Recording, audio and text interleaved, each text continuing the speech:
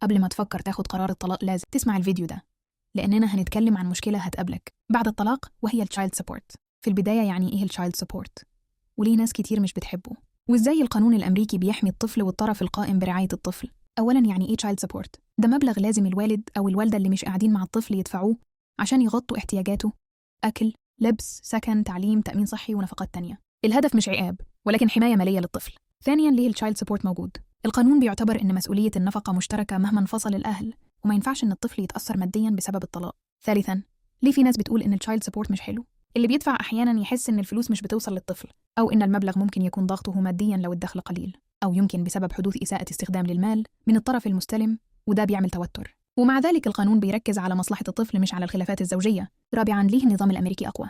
القواعد واضحة وآليات التنفيذ قوية.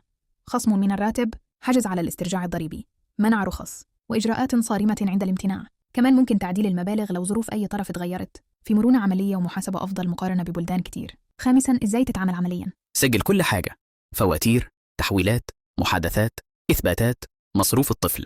ولو المبلغ مش مناسب، قدم طلب تعديل للمحكمة عند تغيير الدخل. كمان حاول تجرب الوساطة mediation قبل اللجوء للمحاكم، ساعات بتوصل لاتفاق أسرع وأنسب. وما تتجاهلش الالتزام، لو مش قادر تدفع اتكلم بدري مع المحكمة أو محامي، يعني التجاهل بيجمع مشاكل أكبر. الخلاصة هي إن التشايلد سبورت مش عقاب، ده آلية لحماية الأطفال واستمرارية رعايتهم بعد الطلاق. لو بتفكر في الطلاق، افهم حقوقك وواجباتك وخطط مسبقاً للحفاظ على علاقتك بطفلك وعلى وضعك المالي. إخلاء مسؤولية. الكلام ده للتوعية العامة ومش نصيحة قانونية. قوانين التشايلد سبورت بتختلف بين الولايات الأمريكية. لو وضعك معقد، استشير محامي عائلي مرخص في ولايتك. سلام.